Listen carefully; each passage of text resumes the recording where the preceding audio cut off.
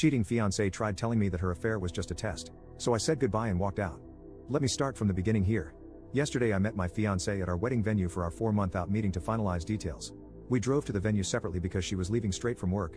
Towards the end of the meeting she let me know her friend was dropping off her rental car and needed a ride home and asked if it would be okay. I said yes, thinking nothing of it as it wasn't that far from our home and I know her friend well. I get home and tried to get in touch with her for the next 3 hours. No answer. At approx the 1:30 mark I texted her friend and asked if she had made it to her okay. I was very worried. My fiancé ends up coming home and says sorry it took longer than expected, she hung out with her friend for a bit before leaving. Okay, no biggie, just LMK next time please. Her friend gets back to me a few minutes later and says sorry I couldn't make it to the venue, didn't see your fiancé tonight. I asked her why she would say this and she said she didn't know she can't control what her friend says and walked outside. I'm sketched out AF by this point. I've never done this but I looked at her phone records, yes I did and don't regret it. I saw that when she went outside she called her friend that had texted me right after she went outside. I also saw an hour-long call with a number I didn't know on the way to the venue. I asked her what rental place they went to and multiple other questions. She had quick answers and they seemed legit. I thought maybe I'm crazy here, I need to chill and sleep on it.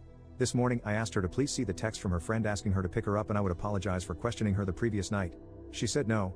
I said when I caught up to you yesterday on the way to the venue I saw you were on the phone, who was that? She said oh that's the friend I picked up later on. That's when I knew for a fact she was lying. I said I looked at her phone records and knew that wasn't true. She then changed her story to say oh I needed to meet up with a coworker to discuss a patient. Who is the coworker and why couldn't you discuss that over the phone? I need to show him the techniques in person, his name is Michael. Okay, I am sketched out beyond belief at this point, we never lie to each other. I asked to see the text with Michael. She said wouldn't let me see. I said why not if there's nothing to hide? Are you having an affair? Do you not want to be together anymore? She pauses and proceeds to tell me all the things that are wrong with me. I work too much, I don't spend enough time with her, don't listen. I'm astonished at this point, all of this is news to me. I put 2 and 2 together at this point, I know something sketchy is going on. I again asked to see the texts. It took about a half hour of convincing to see these texts and they were crazy. Sexual in nature and talking a lot of shit about me. Also how she wanted to be with him and how they're essentially in love. She started this job 1.5 months ago, he is her coworker. He is also 15-20 years older and divorced multiple kids. I have been financially supporting her for the last few months as she got back on her feet and was working extra so she wouldn't have to pick up a part-time job. We own a house which we both live in with 3 dogs and a horse. Sorry for the novel, I am beside myself right now. I did not see this coming and we were going to get married in 4 months. Any advice would help. Update 1. As an update, I was finally able to sit down with her tonight and go over this. Again, she came in trying to blame me for what she did. Trying to justify the cheating and lying as a direct result of my lack of communication and listening. She said she wouldn't have had to start talking to this guy if I had been listening better. I spend too much time in the office working and don't dedicate enough time to her. I tried to explain that I was putting in extra hours to try and support her and the family financially while she was struggling so she wouldn't have to get a part-time job.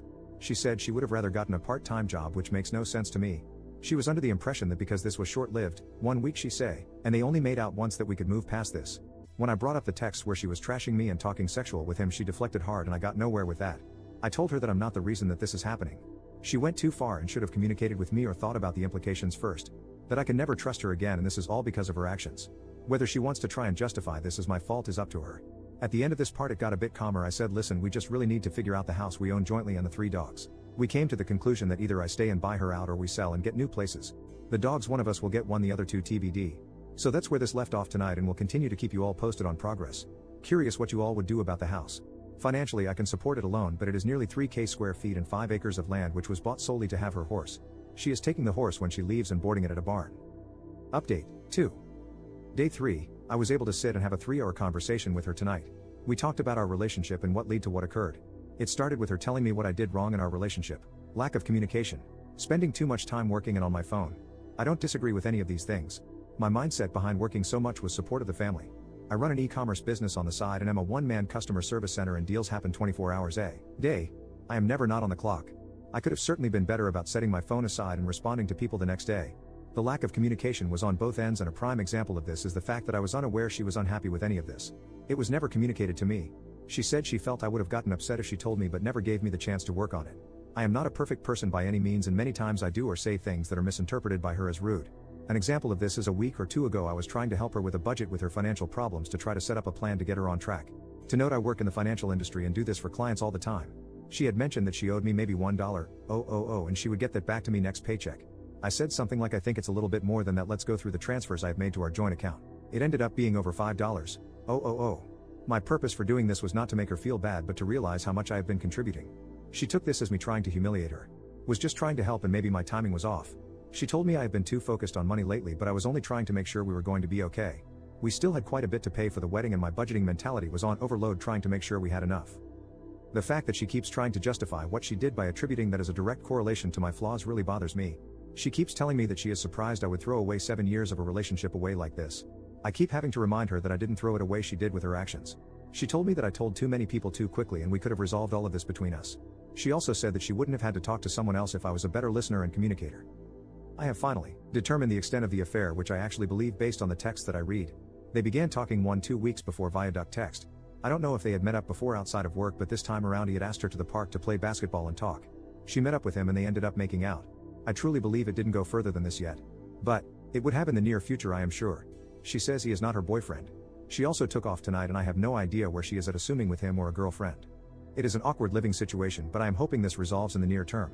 I do think she wants me to get back with her and try to repair that. I think that the main issue was a lack of communication that manifested for a long time.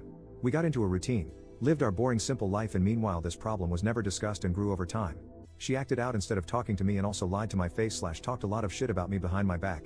She can be very sneaky and I don't think I can fully trust her again. Obviously this would be the easiest thing to do, but I don't think I would ever be truly happy. Understanding the root cause has helped me feel better.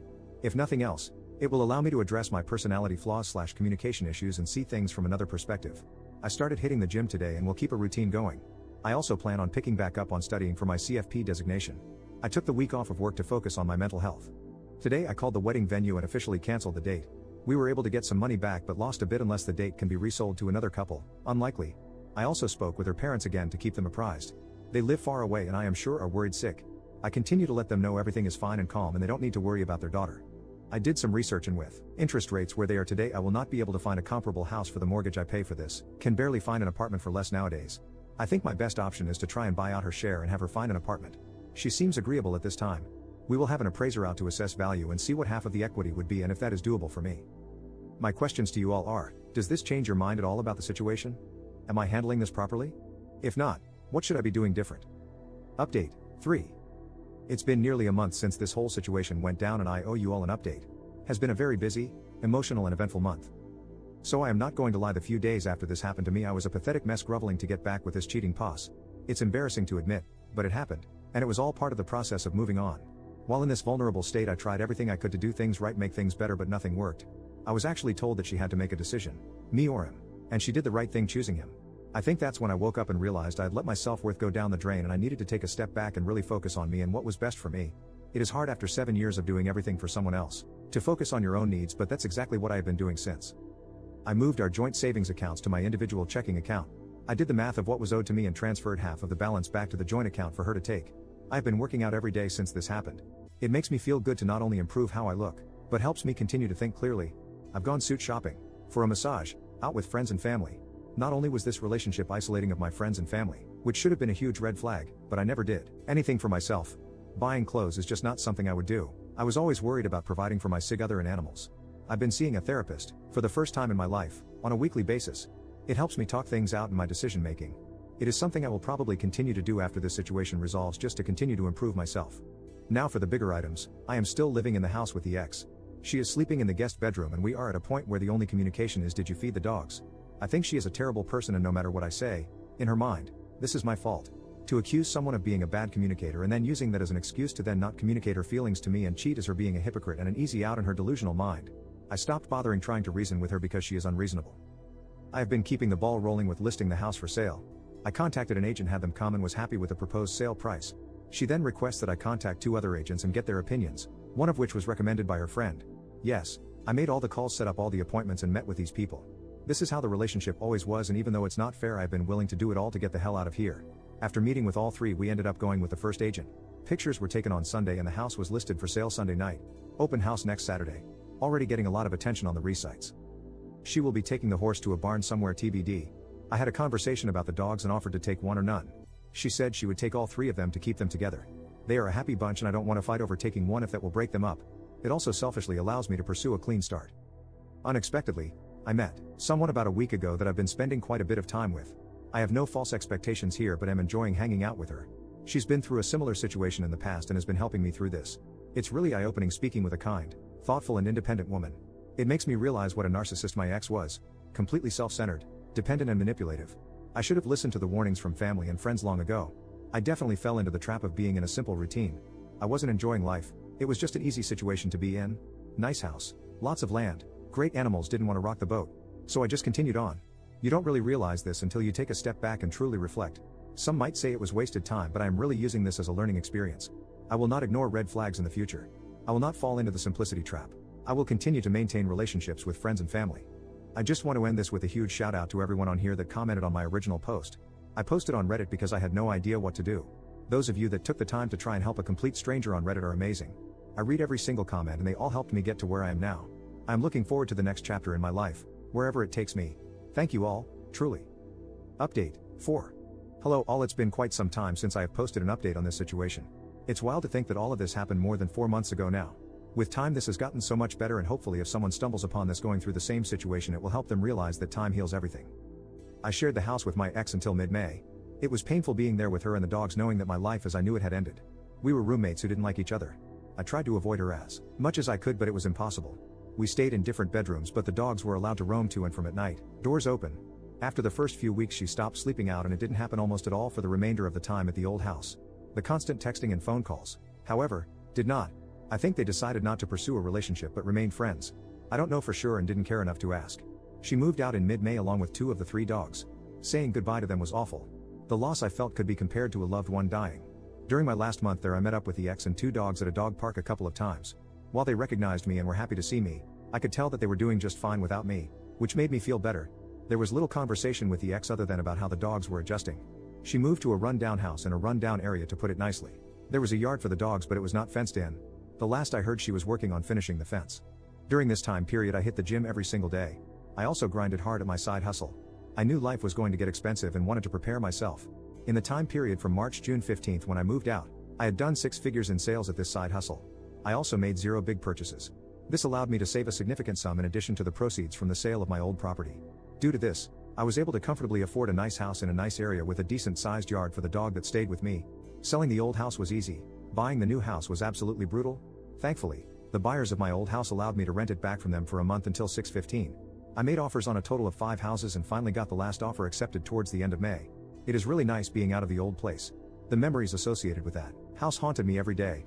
Especially after my ex left with the other 2 dogs, it was just very empty. Moving was a pain, but friends and family came in clutch to help with it all. I have now been here a little over a month and it is feeling more like home daily. I am still seeing the same woman, who is now my official girlfriend. I live a bit closer to her now, which is nice. She treats me really well and I am very